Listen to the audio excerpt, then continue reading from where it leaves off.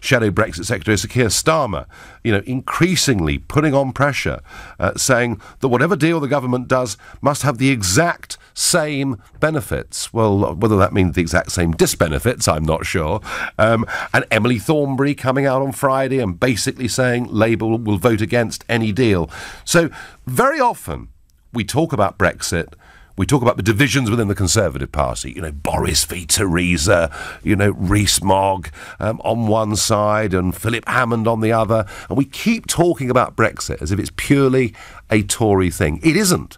The Labour Party's positioning on this and how they ultimately vote in the House of Commons is just as important. So, high time we really did try to examine where Labour are going on this. And to help me through this, I've got Lance Price, former advisor to Tony Blair and author of The Spin Doctor's Diary and Where Power Lies. Lance, good morning to you. Good morning, Nigel. Are you surprised that Sadiq Khan has come out and said this at sort of, a week before the Labour Party conference? I'm not surprised. It's worth noting that in his article in The Observer, he doesn't mention the Labour Party once. I mean, he talks about what's in the best interests of the country and what's in the best interests of London. So he really is putting his day job first, and his day job is to look after the interests of London. He's been elected Mayor of London to represent everybody, however they voted, either politically or in the Brexit referendum. But nor does it surprise me, you introduce it as a discussion about the Labour Party, even though Sadiq didn't talk about the Labour Party. No, but he is the most senior executive the Labour Party have in this country, isn't he? Yeah, he's the most senior elected person to an elected position with real power over real people's lives and budgets and so on that we have. Yeah, no, he's a very, very big figure in the Labour Party, and he deserves to be listened to.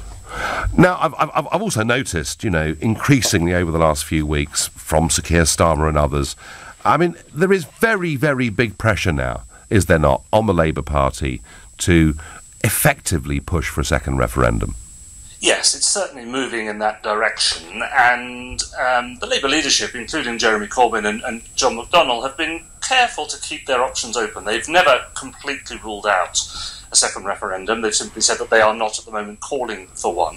And I think there are quite a lot of people in the Labour Party, and I would certainly put myself in that number, who think that Labour's position has been really all about tactics up until now and not about principle. And there's going to come a point pretty soon, because it's all coming to a head. We're about to hit crunch time in the negotiations when a momentously big decision about the future of Britain is going to be taken one way or the other by somebody or another. And I think that if it is patently, as I believe it will be, and I'm sure you disagree, but if it's patently not in the interest of the people of Britain, then the people of Britain have the right to say, whoa, hang on a minute. Yeah, I mean, the argument, Lance, I would make is we're talking all of this in terms of economics and what our projections are for the future. There are some other arguments here about independence, controlling borders, etc. But at the moment, that is not what's being discussed out there. Now, I can see from Sadiq's point of view that London, quite a strong Remain area, still a strong Remain area. Electorally, I suspect that Sadiq Khan has taken very little risk at all. He has, of course, also had plunging poll ratings just recently after the recent spate of knife crime. But more broadly, around the country, if we look at that 2016 Brexit vote, and we then look at the Labour Party's, to many, surprisingly good performance in the 2017 general election, the estimates that I'm getting are that up to 5 million people who voted Brexit voted for Corbyn in 2017. If the Labour Party comes out of the conference next week effectively advocating a second referendum, or at some point shortly after that, doesn't this also potentially, and I'm thinking about South Wales, I'm thinking about the Midlands, I'm thinking about the north of England, doesn't this at some point, Lance Price, allow Conservatives in marginal seats to say, the Labour Party have betrayed your vote? Well, that's what I mean about the debate being too much about tactics and not about principle. And I think it would be wrong of the Labour Party to make judgments on what's in the interest of the country based on marginal constituencies in any part of the country in a future general election. And, we can trade poll findings until the cows come home. there have been plenty of polls in Leave constituencies suggesting that people have started to change their minds, and that more people have been changing their minds in Labour constituencies than elsewhere. So I'm not sure that your argument, which may have held good in 2016 and 2017, I'm not sure it holds good now. And the thing about democracy is it's a fluid thing. People are allowed to change their minds. Nothing is set in stone. Otherwise, we wouldn't have a democracy if people weren't allowed to change their minds. But we haven't even but we haven't even had Brexit yet. Well, the key question is whether or not what we're faced with come March of next year is remotely close to what anybody voted for in 2016, and I don't believe it will be. And I'm absolutely convinced that what we are offered is something that was never even discussed as a possibility during the referendum campaign, when some people elected to Parliament and others who never quite made it to Parliament argued it was going to be such a simple process, and it clearly isn't. We go to the Labour Party conference. You know, I've made the point that there are millions of people who voted Labour who believe in Brexit, and particularly in those three regions I mentioned. Can the Labour Party discuss this at their conference without the impression of division being created? I think they have to, whether or not it leads to some people recognising the obvious fact that the Labour Party is also divided on this. I think the electorate of this country are grown-ups. They recognise that Brexit and the whole business of our relationship with the European Union causes deep divisions in all parties. I mean, even the Liberal Democrats have had their Eurosceptics in the past. Yep. I don't think we need to be afraid of having a healthy debate about this if it gets us to the right position in the end. And I think the public and the electorate are more than happy to see parties debate these things, rather than what appears to be the case with the Labour Party running away from the difficult questions on this. They can't run away from them very much longer. No, OK, decision time coming soon. Lance Price, thank you very much indeed for joining me. Well, that was Lance Price, former advisor to Tony Blair, saying the Labour Party needs to make its mind up, and he's right, it probably does need to make its mind up. Sadiq Khan, though, has sort of fired the first shot. He says we need a second referendum. Do you think he's right? If you think, yeah, let's ignore the first vote, let's have another go, then call me on 0345 6060 973, or maybe you think actually he's doing it because there's a lot of Remainers in London, it suits him for the upcoming mayoral elections given the recent plunges in his popularity, in which case text to 84850, or maybe you feel outraged that he is prepared to discard the vote that people took before Brexit has even been given a chance to work, in which case please tweet using the hashtag Farage and LBC at LBC, and of course watch us on Facebook and comment there too.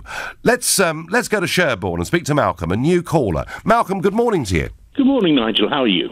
I am very well indeed, and I'm not in the least bit surprised by what Sadiq Khan has said, and I think the Labour Party are moving rapidly towards endorsing a second referendum, and my view, Malcolm, is I don't think they understand the damage this is going to do them. Well, first of all, Nigel, I just want to encourage you, don't fall into the trap of misleading people in the way that Sadiq and the Remainers are by talking about a second referendum. This is a third referendum. Well, we had the one in 75. I was old enough in 1976 to vote to go into the EU. Now, after 40 years, I and a majority of other people have decided that it wasn't good and it wasn't in our best interests when we had a second referendum. Now, I'm quite happy to have a third referendum in 10, 20 years' time if we change our mind. But for goodness sake, we've got to get out first, because we've decided in a democratic referendum 2 years ago that that's what we want to do. Yeah, I mean, Malcolm, your point about it being a third referendum, you're right, but you have to be, I think, 61 years old to have participated in that 1975, as it was, referendum. Malcolm, I'm with you. This argument that we get, that in a democracy people can change their minds, well, of course they can, but we've voted for something. We have to see how it works for a bit first before there should be even any thought of a second referendum. But this is why I think we must talk about a third one, because when I and others who were ancient and old enough to vote in the 76 one, we had no idea what the outcome was going to be. People said good things, bad things and so forth, but the reality of the future is always different to those who sort of pretend to have visionary sights. And the same is today. Nobody can tell what the future is. I happen to believe that the future will be very, very more positive in a number of ways as a result of unshackling ourselves from this undemocratic EU. But, you know, only circumstances and the future will determine whether I'm right or not.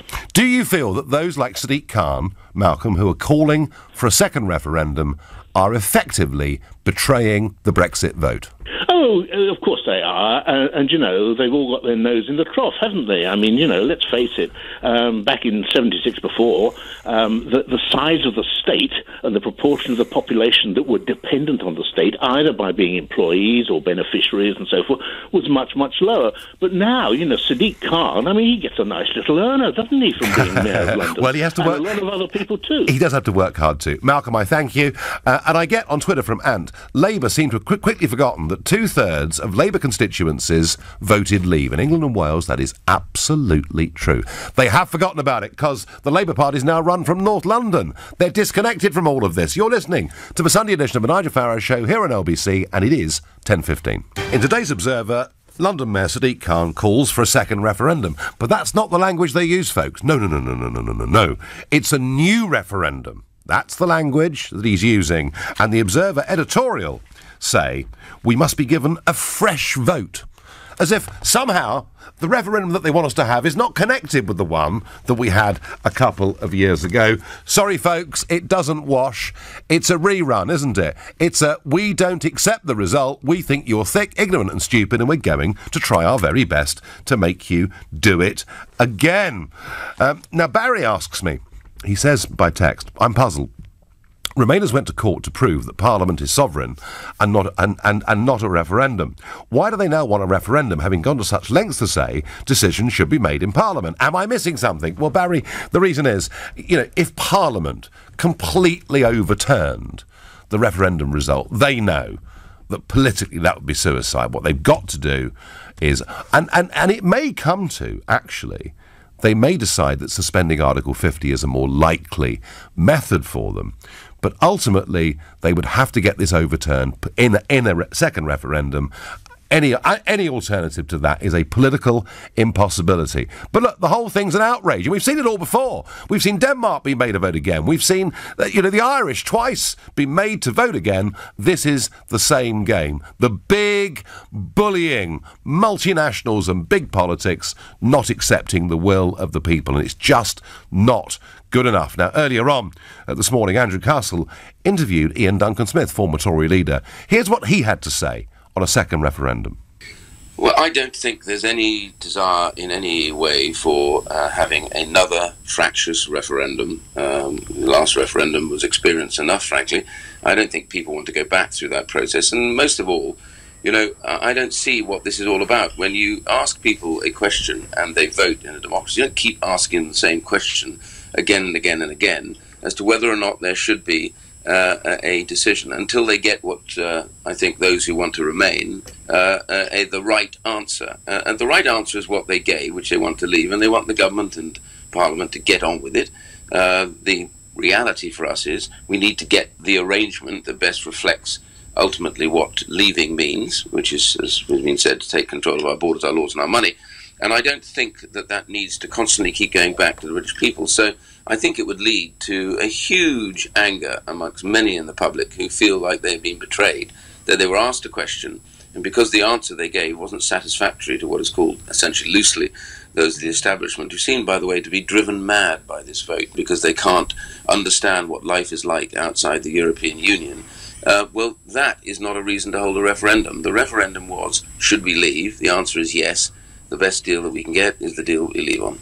That was Ian Duncan-Smith saying it's absolutely wrong to ask us to vote again. And not just the anger that Ian Duncan-Smith talked about, but my worry is a complete breakdown in our belief in the whole democratic process. Janet on Twitter says to me, I'm 56 years old. I have voted in every election since I was 18. If there is a second Brexit referendum, I will never vote again because I will never trust that my vote won't be overturned. And Janet, you are not alone. The number of people I've met in the last 6 months who said, we voted in that Brexit referendum, and unlike you, Janet, we've never voted in our lives before. If we don't get what we wanted, we'll never participate in politics again. This is about, actually, our entire system of government, the relationship between people. people and Parliament, and there's a lot at risk here. Ian is a new caller from Amsterdam. Good morning, Ian. Good morning. Good morning. So, do you think Sadiq Khan is right to say what he said, or is it actually just a huge insult to a country that voted freely and fairly for Brexit? Well, the country did not vote freely and fairly, because I was one of the probably 3 million Brits who live within the European Union was ineligible to vote in this undemocratic referendum. Well, lots of it was a 48 to 52% swing. Ian, lots of Brits living in the European Union and some living in Australia were able to vote in the referendum. Why were you? I wasn't. Right. Because I've lived in the European Union for 28 years. 7 years was the cut-off date. Well, 15, I think it can be up to, can't 15, it? sorry. Yeah, right, OK. So, yes, well, Ian, they're the rules. If you emigrate after 15 years... I've not emigrated. I'm living within Europe, which is, to me, one country. Oh, and one flag, one president, one anthem. We should all stand to attention and be proud Europeans. Ian, that's fine if that's your view, but it's a very much minority view. Yeah, but it's not our minority. If there's pushing 2 to 3 million of us who live within the European community who didn't get a vote, that vote, your referendum would have completely gone the opposite way. So my question still to David Cameron is, because nobody will listen to us, nobody. Yeah, there was even the State of Union speech in Strasbourg, Brussels during the week. Yep. Not one single word. You sit there a few times a week. I would love you to ask the question, us Brits living here, may the Brits who live in Europe have a voice? Because we don't get anything. We can't go to general elections. Ian, you've made your choice. You've gone to live in a different country. You know, you had the vote for 15 years, you've been there 28, you don't get the vote anymore, and I think there's just about zero prospect of that law changing. I mean, no party in any manifesto since I've been involved in politics has even considered it to be an option. No, completely the wrong option. I left Britain because it was a third world country 30 years ago. It's going to become a fifth world country. Is it? Right, OK, well, if that's how you feel, Ian, you're living in the right place, thank you, but that law, folks, is not going to change. In fact, many would argue that actually it's quite generous of our electoral system to allow people to have a vote up to 15 years after they've left. Mike is a new caller from Colville in Leicestershire. Good morning, Mike. Good morning there. So, I mean, when we think about Sadiq Khan, he's had a rotten time, hasn't he? Yes, you know, 100 knife crime homicides in London. Yeah. I mean, is he doing this purely for electoral benefit, do you think? No, that's a red herring. Sadiq Khan is the mayor of London. London is the centre of financial services. He's got a very, very difficult thing to take into account because New York, Paris, Frankfurt, Singapore are all looking to get into that pie. Now, it's quite understandable that he wants to see his dominion in London well established to take on the future. And I think he's doing the right thing. But let me just say something else to you about UKIP. About UKIP? Yeah, UKIP. Now, well, I tell you what, Mike. I tell you what, Mike. We will talk about UKIP because they've got a conference coming up too at the end of this week, and we will talk about UKIP and their role and where things are going. But you can give me a quick 20 seconds on UKIP, Mike. Okay. UKIP need a new leader. Boris Johnson is not a one-nation Tory. He would be ideal to lead UKIP. That is the person that you should discuss at your next party. All right, well, Mike, I'm not sure UKIP is a vote for him because amongst other things, Liberal Boris has advocated in the past, giving amnesties to illegal immigrants. But Mike, thank you for your suggestion. And Mike talked there a little bit about the City of London financial services. And my argument's always been, financial services, it's a global market, not a European market. It's a global market. And I strongly believe that EU regulation has led to much business leaving London. Reinsurance business heading off to Bermuda and elsewhere. Hedge fund business as a direct result of an EU directive heading off to Switzerland, Singapore and elsewhere. And I think actually for financial services, Brexit is a phenomenal opportunity for the City of London to be even bigger than it is today. That is my view. Please, come on, tell me I'm wrong. 03456060973. Lawrence is calling from Colchester. Good morning, Lawrence. Good morning, Sir Nigel. Good to hear from you again, Lawrence. We've had you on before. So, Sadiq Khan, I mean, I'm pretty angry that he's done this, but I'm not surprised. Well, a UKIP supporter myself and have been for 10 years. I think the guy's a joke, to be honest with you. Right. I don't think he'll become mayor in the next election. I mean, well, I tell you what, Lawrence, who's going to beat him? Have you even ever heard of any of the Tory candidates? No, but they've got bigger problems than the Mayor of London. Right, fair enough. Yeah. Well, that may well be true. That may well be true. So, what's your message to Sadiq Khan, Lawrence? He, as a man, is a decent man, but I don't think he understands the democratic vote. Now, both my grandparents fought in the war, and I was proud of what they'd done. One got the George Medal. Wow. He was an RAP warden, and he saved a woman's life and her baby in Tilbury. Now, my other granddad was a prisoner of war. He was in the 51st Scottish Regiment. Highland Division, Yeah. Now, I'm so proud of them. I've got the medals and everything. Now, no one would ever have the chance for freedom of speech if the Nazis had won. That's common sense. Everybody knows. Yeah, no, I agree with that, Lawrence. But so is somehow what Sadiq Khan is doing, in your view, against what people fought for? Absolutely, 100%. And Nigel, I'm a peaceful guy, and all my friends and family are peaceful. But if this referendum gets turned over, which it won't, surely our system would come back and say something about it. I mean, the Queen would have to say something. Well, Lawrence, we're not there yet. Thank you for your passion. You're listening to the Sunday edition of the Nigel Farage Show here on LBC. It's now 10:30, and Sadiq Khan calls for a second referendum, and I'm not happy, but I'm not surprised. Before we go back to that, Theresa May, and this is a big interview she's done with Panorama for the BBC, and she said she gets irritated by the ongoing speculation over her position as Prime Minister. The interview is going to mark the 6th-month countdown to Brexit, and she said the debate should be about the country's future rather than her own. Look, I said what I said to my party.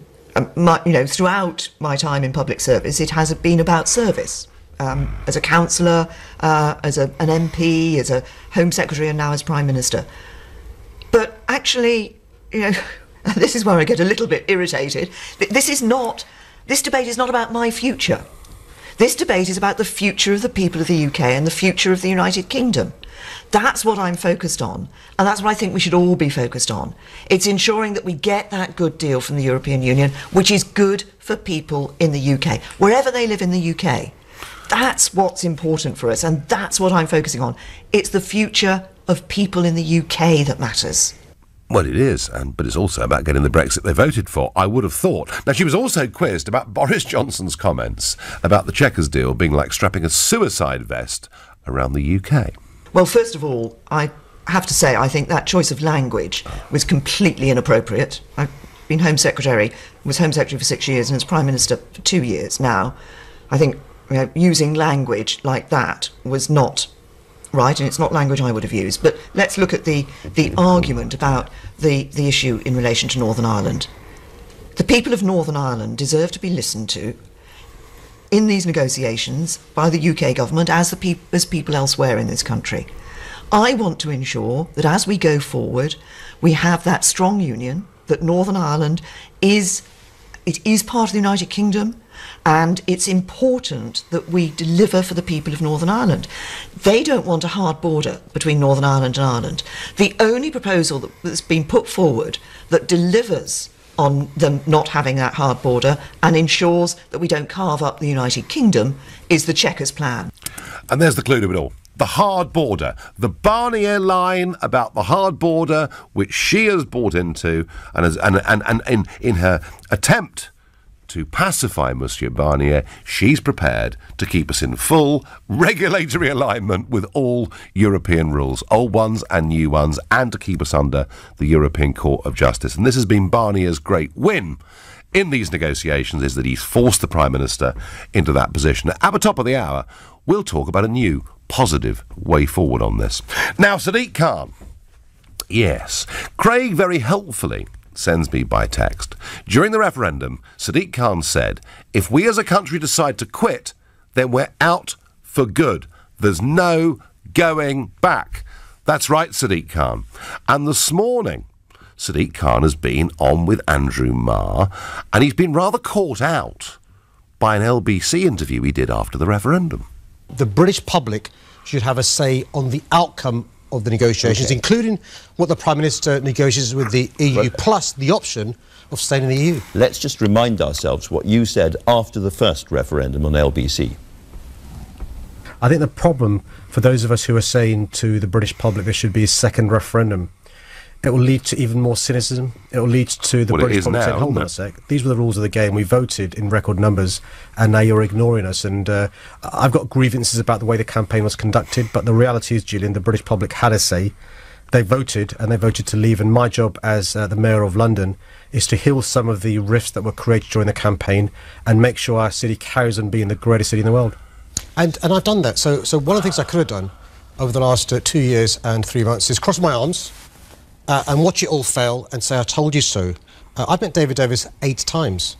Met the Prime Minister, the Chancellor. But you said then, no going back. It would create cynicism and create rifts. What's changed? And it's really important that this is not a rerun of the referendum, but the British public having a say for the first time on the outcome. But it is a second referendum. Well, that's what it is. Yeah, but when the campaign was taking place, Boris Johnson said we could leave the EU and have access to the single market. Untrue. Liam Fox said this would be the easiest trade deal to be done in history.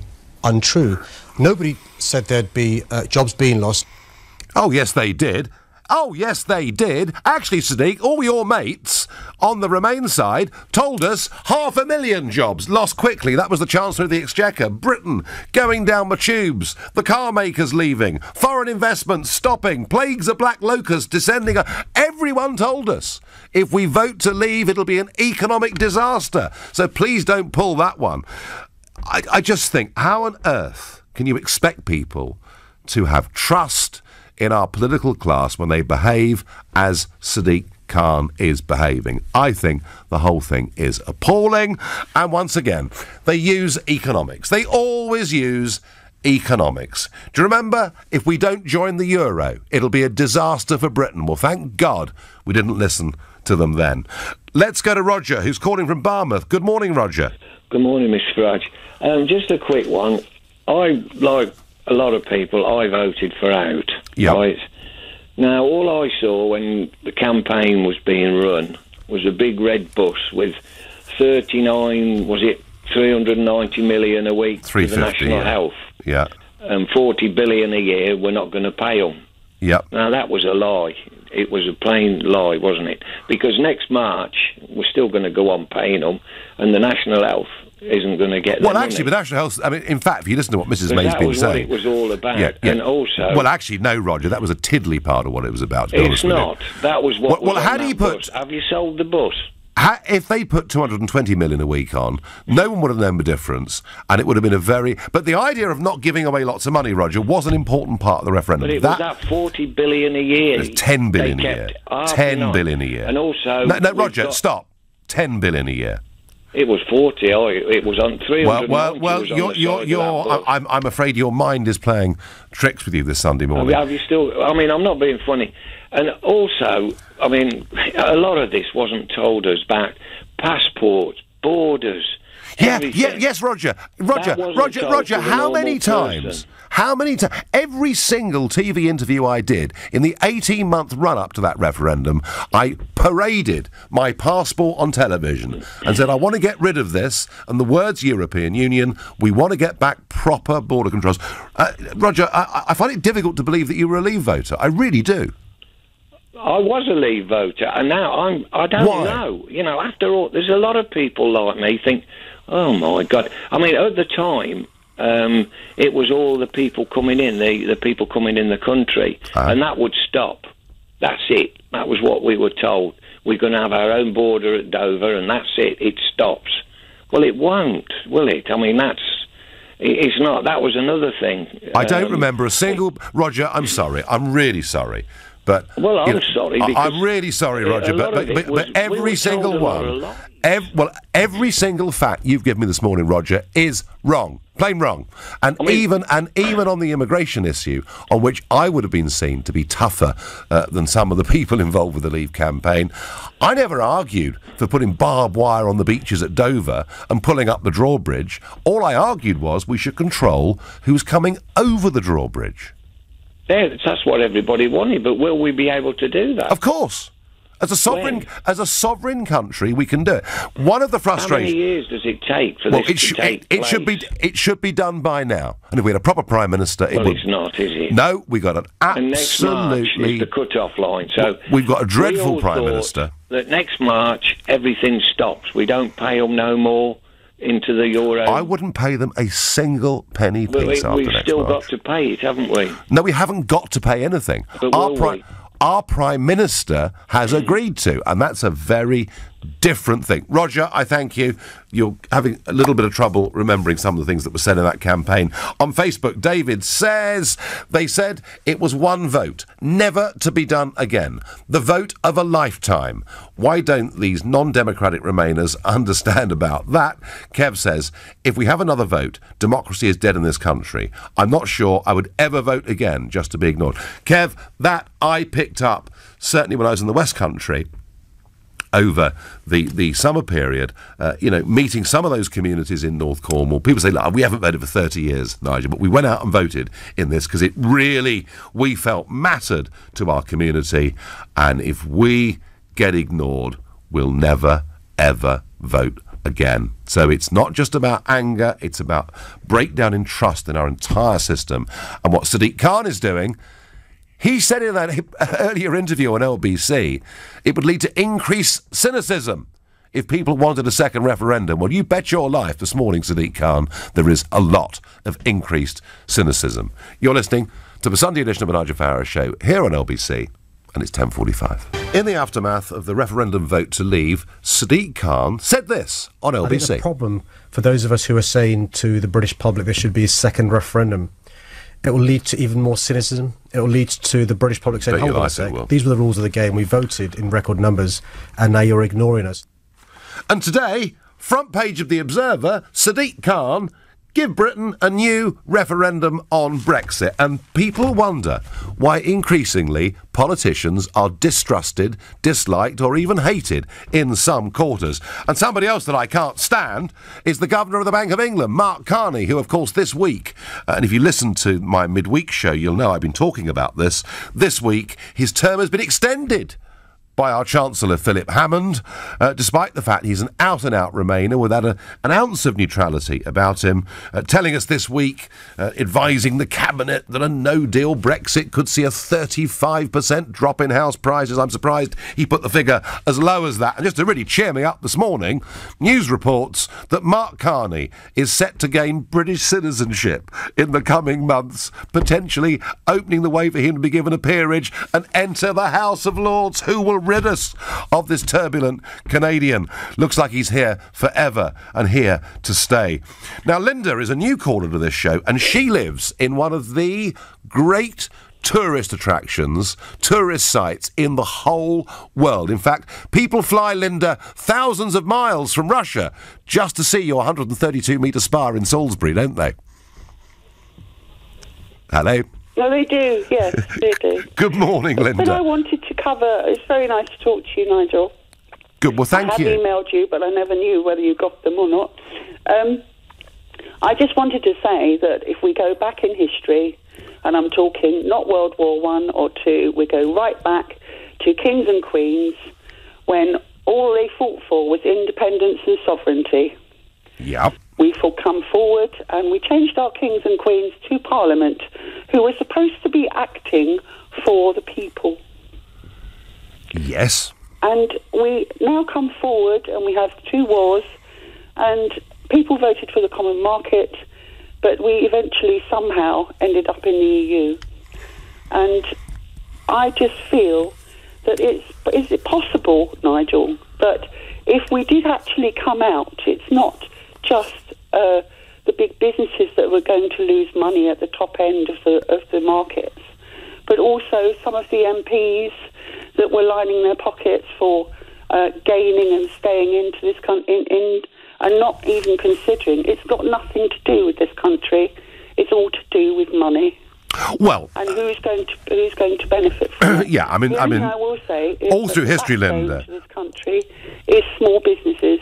All through history, Linda, you know, Exactly. many of these great political debates are about money, and sort of power is almost a subset of that. Whether it's, you know, the Corn Laws or whatever we discuss, slavery even, very often, you know, it's big money that wants to keep the status quo exactly as it is. Your point about going back to the fact that we had kings and queens and then we went for a parliamentary system.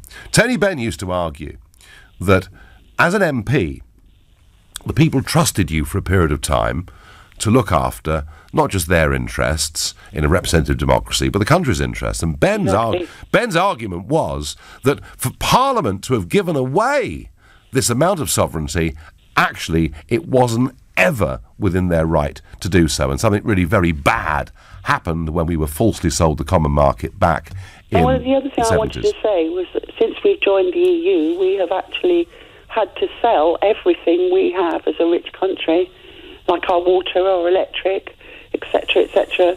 And we were a very rich country before we went into the common market. Yeah. And I do feel that things go round in circles, and as I said, the small businesses and the middle class of this country are small businesses, and they're the backbone to this country. Things go round in circles.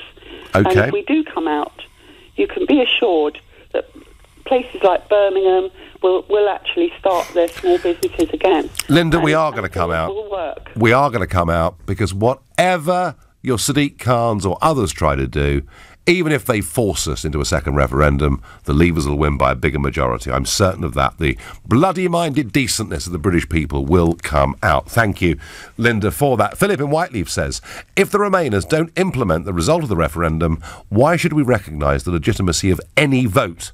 Also, we never had a vote to join the EU. Philip, you're right.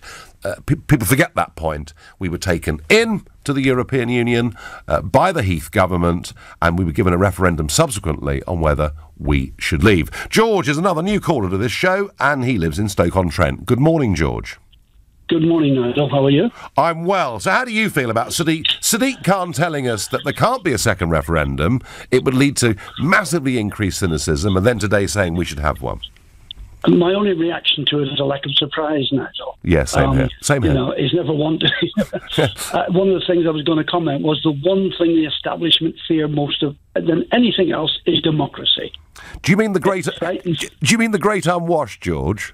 Exactly. Yes, they are absolutely terrified of it. They've got their little places, and the other thing I've come to realise over the years, and I'm 76 now, is the fact that governments don't govern. Right. Certainly not for the benefit of the people of the country, anyway. You know, but the thing about it is this: that you can go on having referendums as long as you want to get the answer you want. As you commented earlier, that happened in Ireland, for example. Oh yeah, twice. The Labour Party, the Conservative Party, at the last general election said, whatever happens, we are going to back the decision of the people. You see, George, and suddenly, George, both that point, parties are backtracking. That point, George, is very powerful. Yeah. And it's this: we didn't just vote to leave in a referendum. We voted in a subsequent general election on manifestos where both Labour and Tories said, vote for us. And I mean, this is a complete betrayal of the democratic process. It's a betrayal of two votes, George, actually. Yeah. Yeah. Well, when the people who are against it start talking about percentages, I just checked before I just spoke to you, is the percentage of people who voted for the two parties was 90-odd%. Certainly, so that means 90-odd% were saying yes. It was certainly over 85%, George. It was. Yeah. George, I thank you for your call and thank you for listening. Got time for one more quick call on this subject. Adam is a new caller from Edgware. Adam, good morning. Good morning, Nigel. How are you? I am well. So Sadiq has done this. He is trying, whatever Lance Price said earlier, to pressure the Labour Party's formal position to be for a second referendum. How do you feel about that? Well, I mean, to be honest with you, I feel that it's going to be a very strange situation where you've got a leadership, basically Jeremy Corbyn, John McDonnell, who have always been Bennites and have always been anti-Europe, who suddenly accept this, knowing full well that they don't really believe in it at all. I'd be very surprised if this actually goes through, if they actually support a second vote. But the thing is, Adam, and you're quite right, you know, McDonnell and Corbyn, very much Bennites, very much opposed to the European project, particularly on the grounds of democracy and a lack of democracy within it. Absolutely, yeah. But on this subject, Adam, they are hostages to their parliamentary party, most of whom are Blairite and are completely in love with the European project, and oddly, Momentum, those on the sort of Trotskyite left, they too seem to see the European Union as being this wonderful prototype for a new form of global government. So Corbyn and McDonnell are massively outnumbered on this. Now, you know, Kate Hoey, in an interview in the Telegraph yesterday, said, well, actually, she thinks they'll hold the line, but can they? Well, the thing is, the way I see it is that they will be probably, the Parliamentary Labour Party will probably force them. And obviously, the large section of Momentum, it's actually very confusing, actually, because if the large section of Momentum, let's be honest, Momentum are really there to support Corbyn and McDonnell. That's how they got him into power.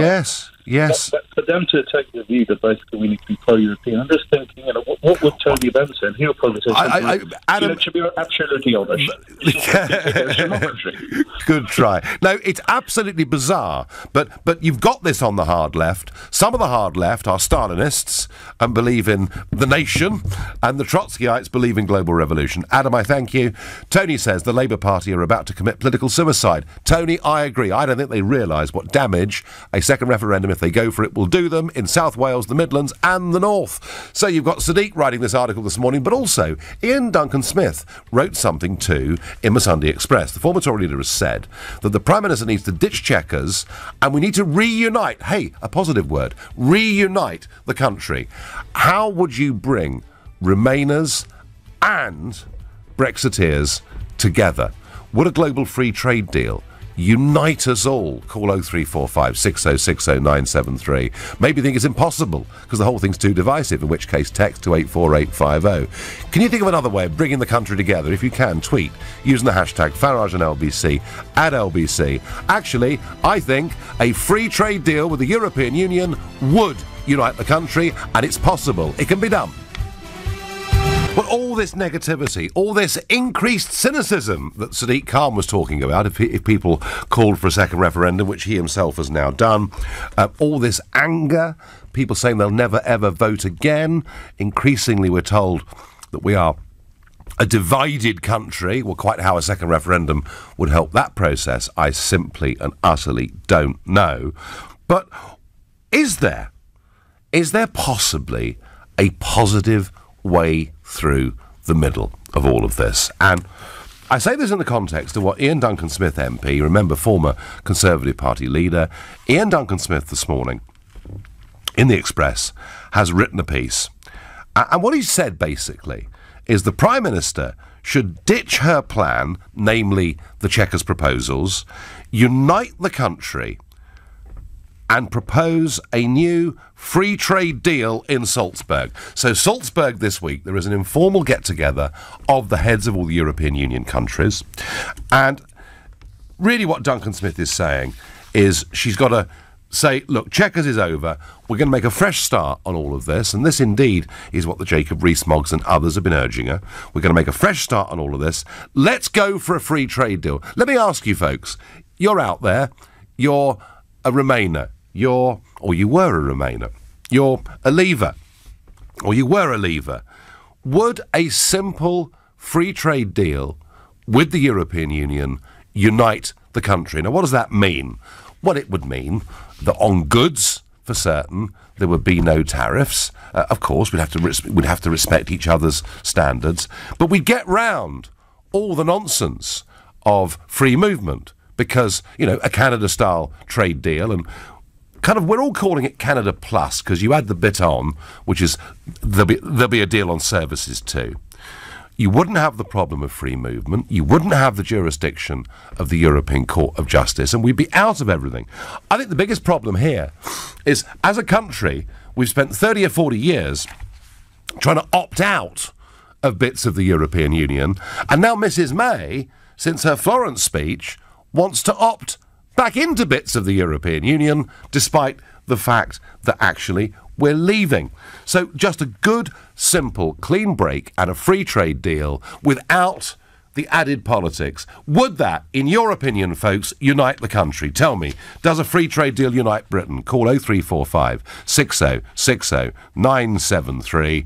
Or am I living in fantasy land? Is it impossible to unite these different political philosophies in this country? If that's how you feel, text to 84850. And please, any other suggestions you've got, how we might be able to unite people, then tweet using the hashtag Farage and LBC at LBC, and similarly you can comment on Facebook too.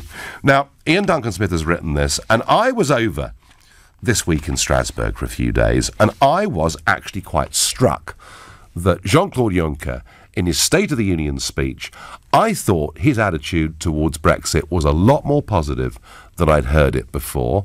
He was saying, there's a trade deal to be done. And isn't it funny? I mean, ever since 2001, I sat with Neil Kinnock on the Today programme doing a head-to-head in 2001, and Kinnock said, if what Nigel wants is to leave the European Union and just have a trade deal, that would be fine with the European Union, but in his view, a terrible political loss. And frankly, when I think back to the 25 years I've been involved in all of this, from even before UKIP was actually set up as a party, I mean, all I've always said is I want free trade and friendship with our European neighbours, not political linkage. And I now reckon there's an appetite in Brussels for this. Even Dominic Raab, the Brexit secretary, actually being quite bullish about things. He had an extended phone call on Friday with Monsieur Barnier. And Raab is saying that he's optimistic that within 6 to 8 weeks something can be sorted out. Barnier, a little more cautious, but even he said it'd been a useful dialogue. There are still substantive differences, Irish border, protections for regional specialities on foods, but it does feel as though we are getting closer. And I also think that German industry will not want the UK to leave and for there to be a tariff regime in this country against their motor cars. Remember, they sell us more than we sell them. Can we unite the country around something? And you know what? If the Prime Minister could unite the country, suddenly all those difficulties with parliamentary arithmetic in Westminster would get easier because, hey, that's the way that it works. I'm trying to be positive, folks. Is there a way forwards? David is a new caller from Toddington in Bedfordshire. Good morning, David. Good morning, Nigel. Right, so is there? Is it impossible to unite the country around the Brexit process, David, or is a simple free trade deal, sort of Canada Plus deal, is that the way to do it? I don't think it's going to work, Nigel. Given the negotiations we've had so far, right? Unless we get somebody other than Theresa May. I don't have faith that we're going to be able to do any deal with the European Union. Well, I mean, she could. I mean, let's suppose the European Union were to agree to her Chequers plan. Now, if that was the case and she then comes back to the House of Commons, we now know from what Emily Thornberry said on Friday that Labour will simply vote against. Do you know why, David? Because they want a general election and they see political advantage. Would the prospect of the government losing and an impending general election, or, God forbid, maybe her only other way out would be to offer a second referendum, would that make Jacob Rees-Mogg and others come into line and do the bidding of the party, or would they continue to oppose Chequers on principle? And my guess, David, and those of us old enough to remember Maastricht saw all these debates before, but my guess is if she sticks to Chequers, not only will she be in major trouble and be ousted as Tory leader, but we may well finish up with a general election or even a second referendum. I think it's a good chance that we will end up with a second referendum or a general election. I think it's going to be disastrous if we have Corbyn in power. So, but I don't see any strength in anybody in the Tory party to stand up to her. But it's just, in terms of a policy solution, David, would you agree that a Canada Plus style deal, we go and make a big offer to the EU and say, right, let's do this, guys, let's crack on. Do you know what, David? I think they'd say yes. If they said yes, we would have to have somebody strong from the UK put in our argument. Are we going to get somebody strong? Are we going to get you, Nigel? Oh, well, I don't think the Conservative Party are going to have me, David. They will always see me as an outsider, and I haven't got a problem with that. David, I get the point. It's not easy. Thank you. We're going to go to Westerham in Kent and speak to Teresa, a new caller to this show. Good morning.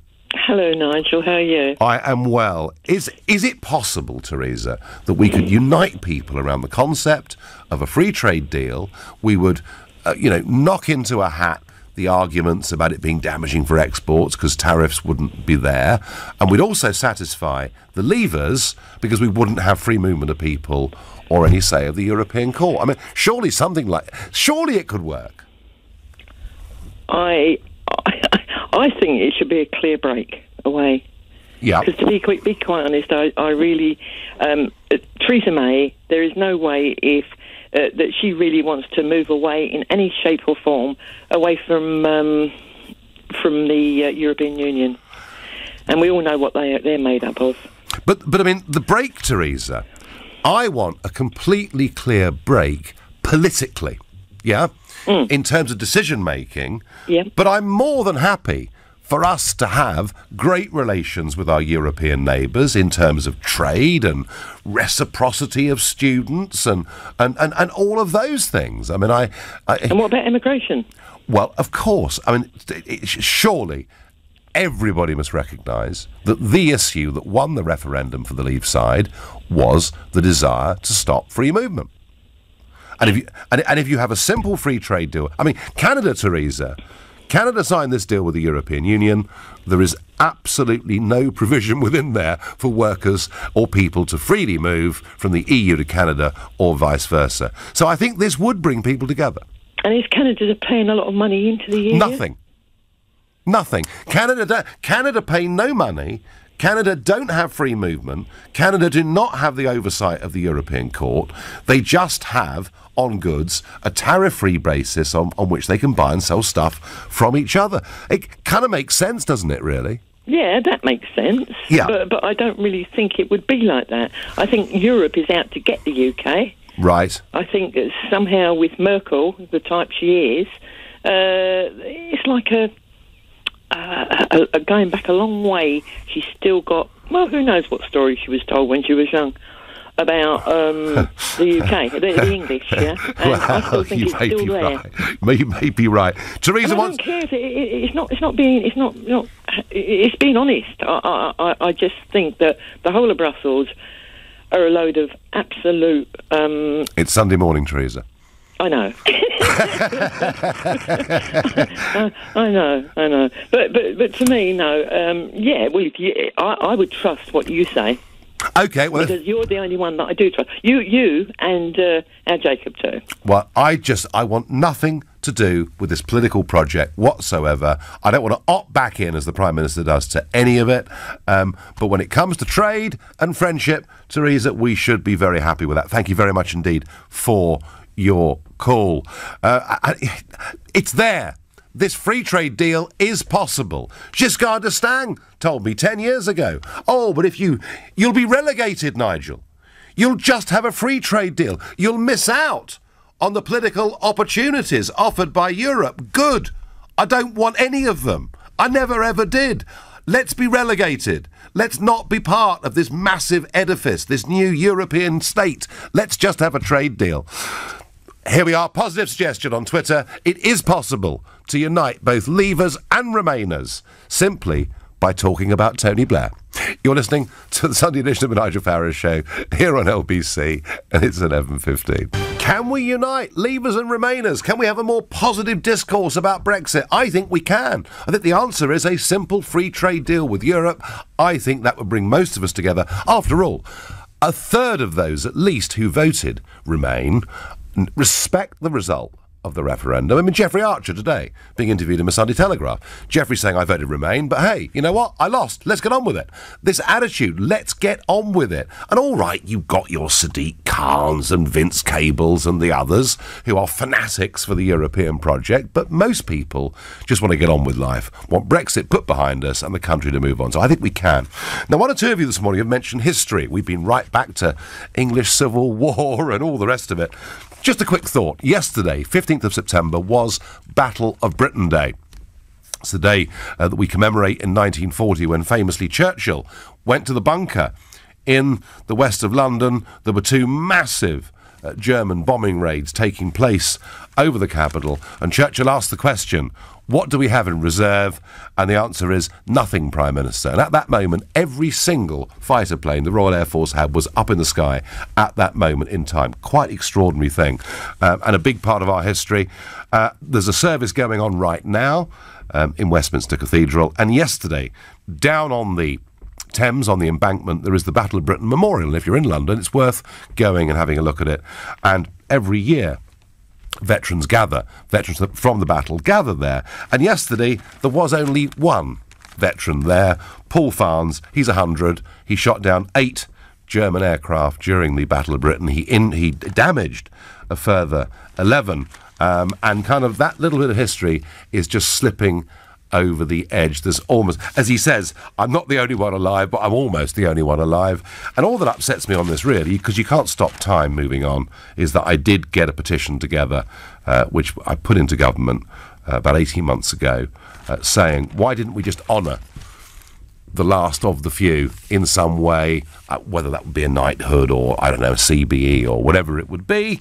And being the country that we are, we decided to do absolutely nothing. Hey, there we are. So can this country be united? When we leave the EU and the horses of the apocalypse do not come, most Remainers will deny ever voting Remain, and that will reunite Britain, says Marty on Twitter. Well, you may be right. But because these constant, as I say, dark threats, and I so well remember, you know, back in 2000, you know, Lord Levine, the Lord Mayor of the City of London, basically saying, if we don't join the euro, the city, it's over, it's finished. Britain's biggest industry will be gone. And the opposite happened, it grew. And in fact, we finished up transacting more bargains, more trades in euros in London than the whole of the rest of the European capitals put together. It's what we do. We've been a trading, merchanting nation. We're actually really rather good at it. VJ is a new caller from Totteridge. Good morning to you, VJ. Hi, morning, Nigel. I'm not a Leaver or a Remainer. I'm watching this from a safe distance, and I'm quite quite intrigued by the way a nation can torture its soul like this for no reason. VJ, tell me, given the passion of this debate, where does one go to be? I watched it very, very closely, right? Up until Ian Duncan Smith's article that you mentioned now, right? I'm going to point out to one serious flaw, and I don't have any particular side to take here. You talked about Ian Duncan Smith talking about a free trade deal. Let's go back, have a free trade deal with Europe, just like Canada, and then add services onto it, and perfect solution. Unites everyone, right? Yes. The one serious flaw in that argument, and that also explains why people who most often call you a 60 years plus, is the fact that you think, and most Leavers think, and even Remainers think, that you're entitled for our children and our grandchildren to live, work, play, and get themselves educated in, France, Spain, Netherlands, Italy, Austria, wherever, right? And that's not true. If you go away, a Canada-style deal is an arm's-length deal. That entire privilege is lost. And why do you think that matters to nothing? Well, VJ, OK, you raised the issue of healthcare, all right? Not just healthcare, no. Living there, being able to work there, being able to study there, and being able to enjoy a continent of 600 million people. Why do you think the entire... But VJ, hang on a second. I mean, we can go and study in America. We can go and work in America. We can study in Australia. I mean, it's not terribly difficult. It costs about $200,000 to get grad education in America. So let's not give that kind of spin. We have to understand, right? You have to say the truth to the people. Well, you might get a scholarship to America. You might. The point. The point I'm making is, okay, you're arguing. A free trade deal is an arm's length deal. You don't get anything more than that. But isn't that what we voted for? Wouldn't that be within the spirit of Brexit? The ones who voted for were short-sighted enough, right? They didn't care about the 20-year-olds. Get the 16-year-old and 18-year-old, and they'll tell you how much this is valued to them. But you know, the 60-year-old doesn't care about the need to go. But you talk to me, VJ, about 20-year-olds, right? I mean, how many 20-year-olds go on a gap year to Frankfurt? Like none, because they go and walk in the Andes, or they go to the Far East, or they. I mean, the world, VJ, has become a very much smaller place, and I think for my parents' generation, for my parents' generation, Europe may have looked to be quite big and exciting back in the 70s. I mean, it's now just... It is. It's Berlin just the backyard, isn't it? Amsterdam is more dynamic than before. Paris is more dynamic. Unless you physically separate these islands from that continent, from the White Cliffs of Dover, physically all the leavers get together, Remainers get together, the ones who don't value this, the geographical closeness, you can't avoid it. You're just stuck by it. Well, VJ, I am perfect. Look, I said this earlier on, and I'll stick with it. I'm perfectly happy with reciprocity. All right, I'm perfectly happy that our students can go to Amsterdam and Dutch students can come here. I'm happy with reciprocity, provided that it's fair.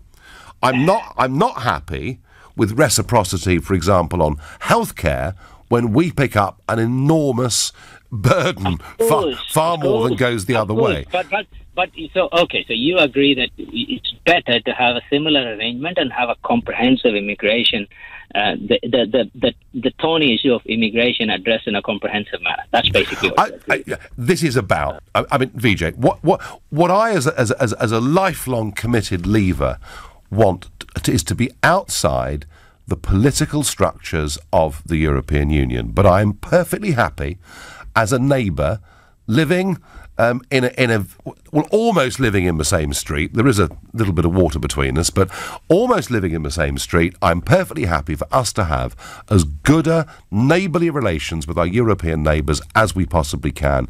And I think a free trade deal, I do accept your point that it's at arm's length, but at least a free trade deal would get our relationship onto a positive start. Yeah. Now I understand. So, we can't demonize or, yes, the European parliamentarians are bureaucratic, they are inflexible, but there's no point demonizing and straining relationship just because someone has a political point to make, or Boris Johnson finds that route to number 10. His entire life and convictions could be about Remain, but he has changed it because he finds a way there, or Jacob Rees-Mogg has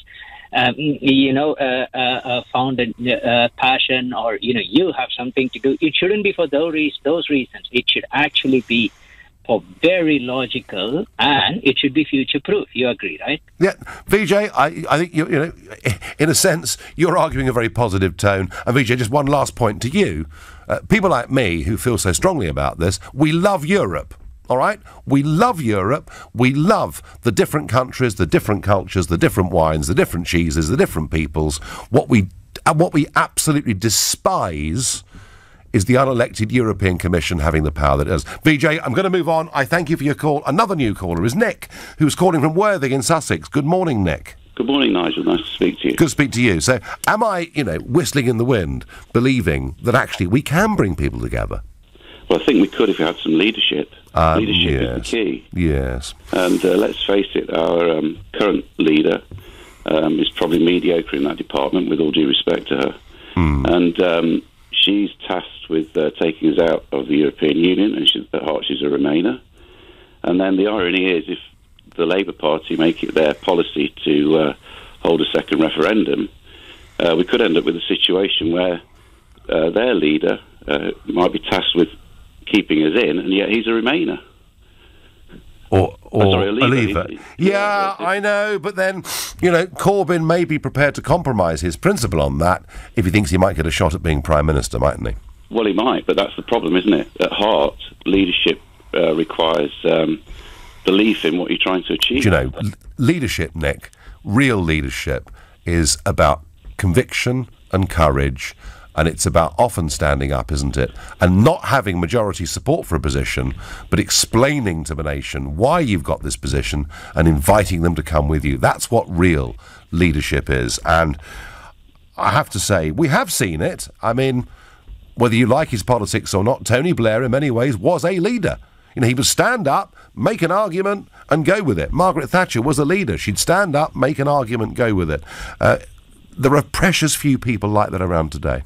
There are, unfortunately. I don't think the calibre exists anymore. I think politicians are generally too worried about their short-term positions.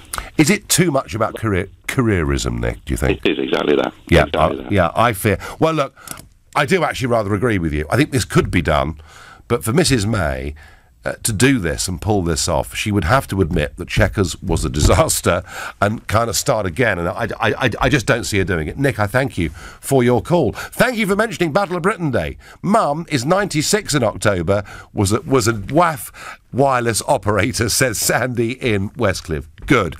Well, if I've made her morning, I'm very, very pleased about that. You're listening to a Sunday edition of the Nigel Farage Show, exclusively on LBC. It's 11:30, and all this acrimony, division, backbiting, people changing their minds, increased cynicism.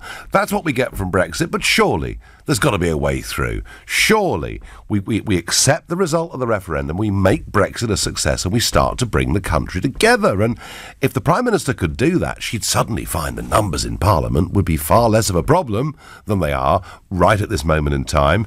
Ian Duncan-Smith talks here about going for a free trade deal and starting that process in Salzburg this week when the EU leaders meet, pretty informally.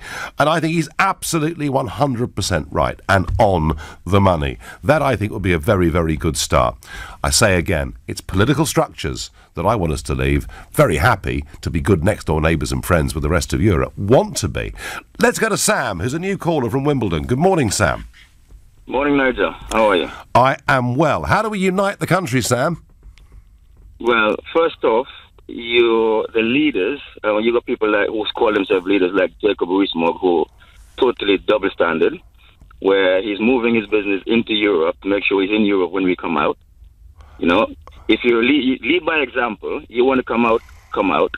Yourself, I think you're still an MEP. Is that correct? It is. Right.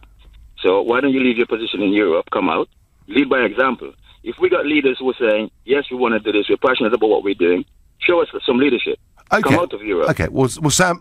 Firstly, on Jacob, I mean, he runs an investment company, and he's criticised for buying shares in Vietnam or whatever it is. So I'm just not going to get involved into a complex business argument with Jacob. As far as I'm concerned, well, of course, Sam, 19 years ago, but he recently moved a part of a business into Europe. Since Brexit. if you're and that's securing his position in Europe. When you come out, if you're running a global investment company, for all I know, he's got offices all over the world. I don't know. I'm not going to comment on that. But as far as I'm concerned, well, a lot of people said to me 19 years ago, "Why on earth are you here? And if you don't believe in the European project, why have you taken up your position?" And this was a thought-through strategy that we would go there, and we would use our experience to bring the European institutions, the Parliament in particular, to a broader audience. And I think I've been quite successful with that. If I thought, Sam, going over there tomorrow and collecting my cards and walking out would help, I'd be only too happy to do so. I have to say, going back and but you keep saying you don't agree with the you like Europe, but it's the political part of Europe that you want to leave. Yes, but you're still a part of it. Well, I am still a part of it, Sam, and I still have a voice. So why don't you leave? That's my question to you. Why don't you leave? Because I cannot wait. I cannot wait not to be an MEP. I've done my time. The journey back and forth to Strasbourg is once a month is absolute murder. But Sam, if I thought walking out tomorrow would help, I would. I promise you. But at the moment, I'm still a group leader. I've still got seat number 20. Mr. Juncker's got seat number 21, and I'm going to be there until we leave. And when we do leave, I'll walk out, Sam, and I will have been the turkey that voted for Christmas. Now, you'll notice again today on the news, weather is really, really dominant. Not British weather, but global weather. Hong Kong and southern China facing a severe test from Typhoon Mangkhut. And people are being told there are possible disasters to come. So that is a typhoon. US President Donald Trump has declared a disaster in North Carolina, where a storm has killed 11 people amid warnings that the worst is yet to come. Storm Florence is projected to bring catastrophic flooding. So I get a bit confused. I don't know about you folks. Maybe it's just me being stupid. But I'm not sure I understand the difference between hurricanes, typhoons, cyclones. They're hurricanes in America, but there's a different word whenever it's in the Far East. Listen, I want to learn more. I'm going to go to Chris Bell, forecaster at WeatherQuest. Good morning, Chris. Good morning, Nigel. Right, first off, terminology. What is the difference between hurricane and a typhoon? Because looking at the television pictures, they seem very similar. Yeah, there's almost no difference at all. In fact, they're the same thing from a meteorological perspective. Hurricanes happen we name them hurricanes in the Atlantic Ocean and in the Eastern Pacific Ocean. If they're in the Western Pacific Ocean, we call them typhoons, and if they're in the Indian Ocean, they're generally called tropical cyclones. So this is purely about geography? It is, yes. They're all different, I should say, from what you might hear someone call a tornado or a twister, which is a much smaller phenomenon that happens underneath a thunderstorm. But these are big, large storms that happen over the tropical oceans of the world that can be hundreds of miles wide. Okay, right. And we're seeing, as I say, these two storms are really very, very high up our news agenda. In terms of severity, how do these storms rate? Yeah, well, I mean, so first to start with Florence in the Atlantic, which has now made landfall and is causing all the very heavy rains. The sort of real devastating part of that storm hasn't really been the wind, it's been more the storm surge, so the water that's been pushed from the ocean onto the coastal parts, and then all of the rainfall that's falling after that, which parts of North Carolina and South Carolina have seen 20 to 30 inches of rain, and to put that in perspective, that's about what we get for a whole year in southeastern parts of England, and they've gotten that in just a few days. So you've got all the storm surge, and then you've got all the rain, so obviously that gives a lot of flooding and to places in North Carolina, and you know, risk to life as well. No, okay, well, this every single year we have these storms. Are they getting more severe, or is this just the normal pattern we've come to expect? Yeah, there's a lot of research going on that in the meteorological and climatological communities, and there's no real significant, consensus on it yet, but the kind of findings so far suggest that in actuality these storms may be becoming less frequent, but more severe when they happen. And just to give you a very quick background on why that might be the case is that in a world that's going to warm, the oceans in the northern part of the Atlantic and Pacific Ocean, so the sort of getting closer to the poles, will warm a little bit more than the tropics will, and there'll be less contrast in temperature, and these storms really thrive off of a contrast in the very warm tropics and the cooler air around the poles. And so if there's less contrast, there might be less need for them, but the warmer it is, the stronger they can be. So it's a bit of a complex relationship, really. Yeah, and of course it's not a given that the world's going to get warmer, is it?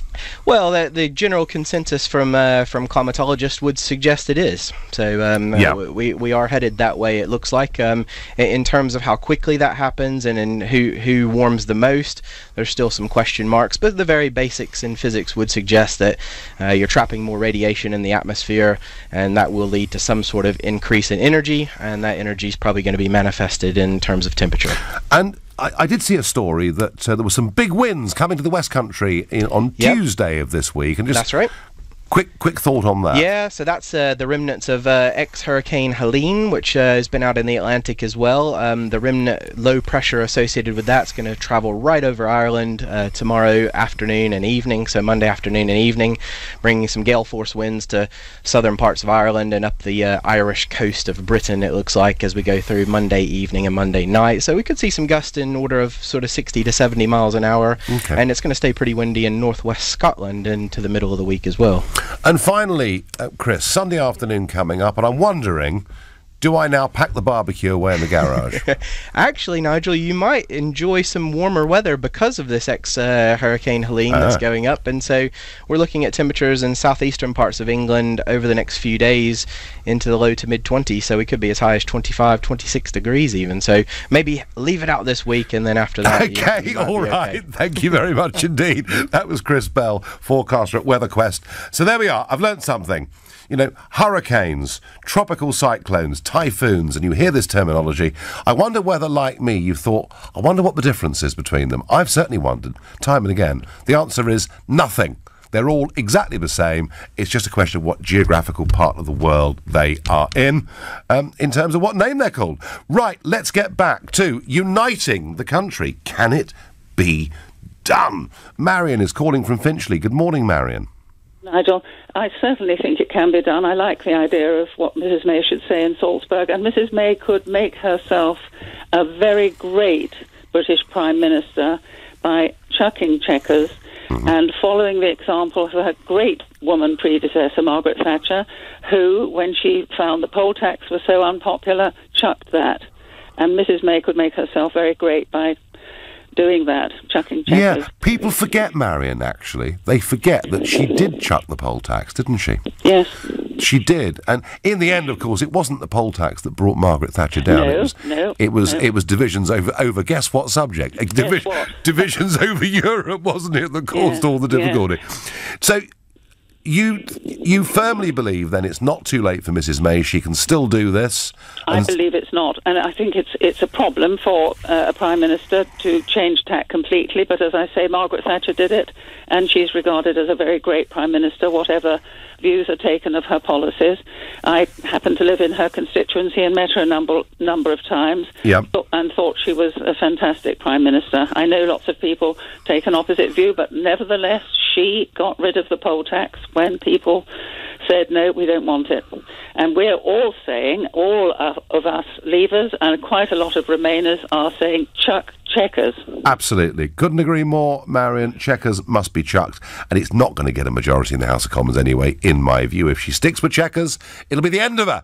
But maybe Marion from Finchley is right. If she really, really does, and Mrs Thatcher did on the poll tax, she could come out of this as a great, popular Prime Minister. The fourth plinth in Trafalgar Square will be Theresa May. Who's to say? You're listening to the Sunday edition of the Nigel Farage Show, exclusively on LBC, and it's now 11:45. Well, Ian Duncan-Smith today says the Prime Minister, all she's got to do, she ditches Chequers, she goes to Salzburg this week, she meets the other heads of all the countries that are going to be there, and she says we're going to go for a Canada-style trade deal. They say, do you know what? Thank goodness, that ends all this nonsense. Let's have a trade deal, and it actually unites the country. I think there's something in it. I think it's got some merit, bringing people together. Decorator Dave here, Nigel. I've popped out for a bit and left your show on for the dog. I think he finds your voice relaxing. Well, there you are. Unity.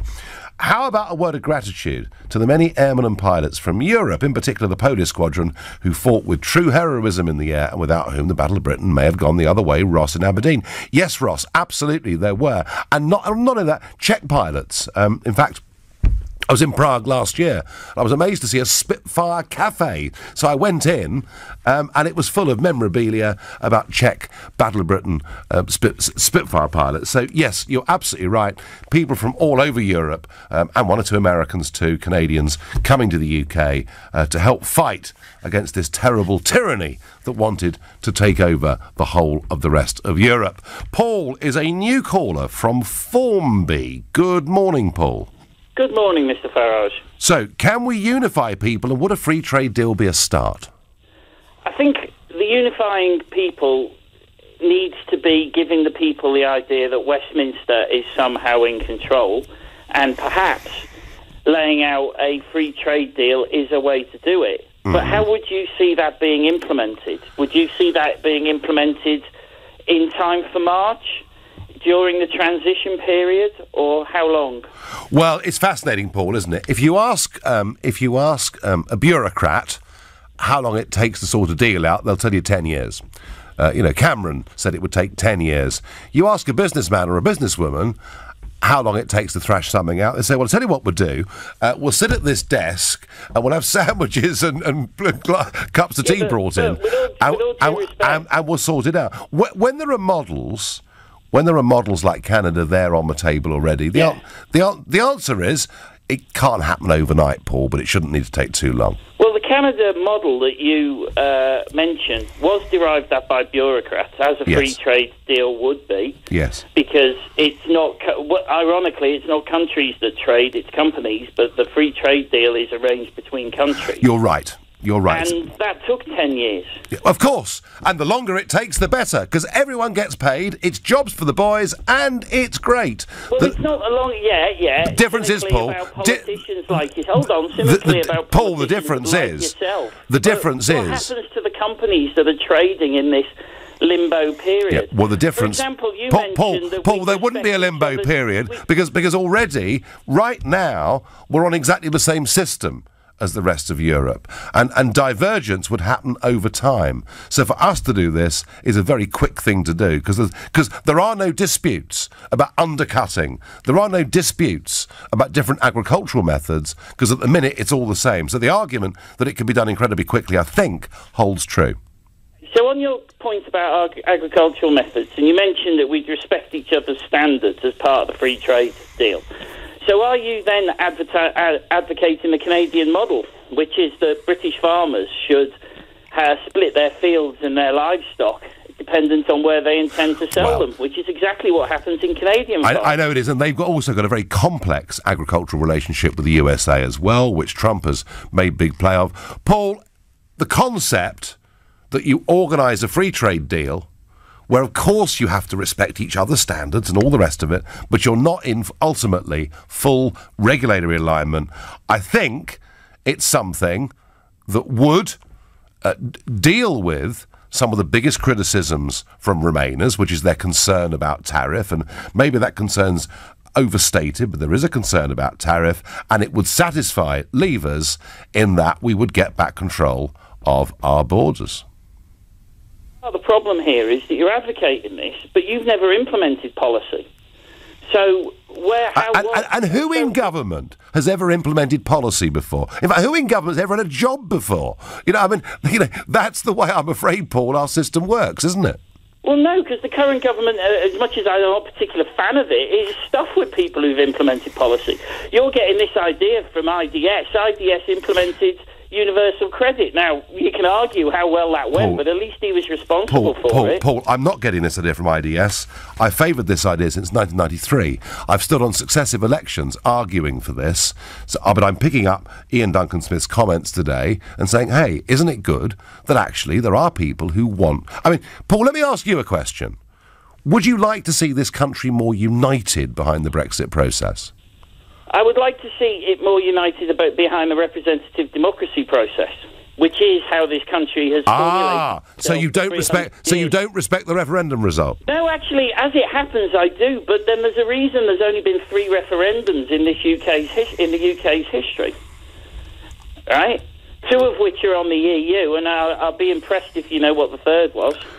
Oh, it was the ridiculous proposal to move us onto a voting system that couldn't be explained in a sentence. There's only been 3, and that is because we have a representative democracy. And when you one Paul that has failed us terribly.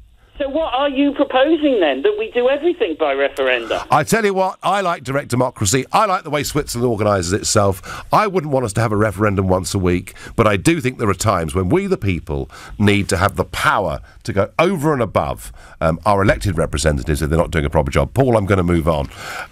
Well, I think, much of today has been dominated, of course, by division. And let's listen again to Sadiq Khan on LBC after the referendum in 2016. I think the problem for those of us who are saying to the British public there should be a second referendum, it will lead to even more cynicism. It will lead to the British public saying, hold on a sec, these were the rules of the game, we voted in record numbers. Sorry. And now you're ignoring us. Yeah, and you know, there he was, and go to lbc.co.uk to remind yourself of that.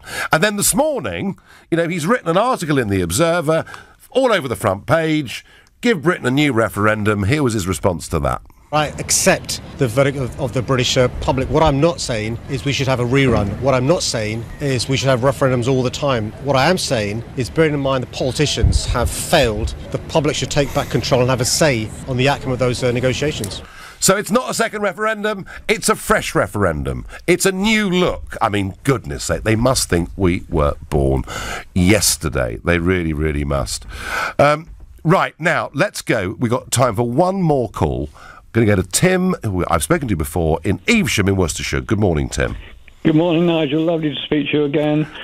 I just want to let my father speak to you from the grave. He was a Battle of Britain pilot, shot down, badly burnt, riddled with shrapnel. My mum was a WAF in the Battle of Britain. The Second World War destroyed his belief in politics, apart from Winston Churchill, obviously. And since the war, since Lord Copthorne, who is our near neighbour, Michael Spicer, an arch Brexiteer and mentor of Daniel Hannan, he lost respect for the politicians. They start wars, they send young people to war. He said, before the war, you met a politician, you raised your hat. After the war, you cross the street to the other side to miss him. Well, Tim, you know, we talk about respect for politicians. I mean, what Sadiq Khan has done, this dramatic turnabout on the referendum, is the kind of thing that makes people very, very cynical. Do you think, just got a few seconds left, Tim, do you think the country can be united around Brexit? I think it should be. I've got my doubts as to whether it will be, because there's a split between the young and the old. The young don't have the experience of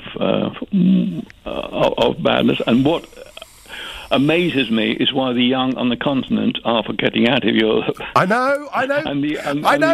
Tim, in Italy, the old people want to keep things as they are. The young want revolution. It must be the unemployment in the young on the continent. It's called the Euro, Tim, and we didn't join it, thank goodness. If we had joined it, the youth in Britain would be against it too. Thank you, everybody. You've been listening to the Nigel Farage Show. I'm back tomorrow evening from 6 o'clock. Coming up at 3. Up next, it's Majid Nawaz. Thank you, Nigel. Sorry. That's all right. I got lost there. Nice time, by the way. Coming up.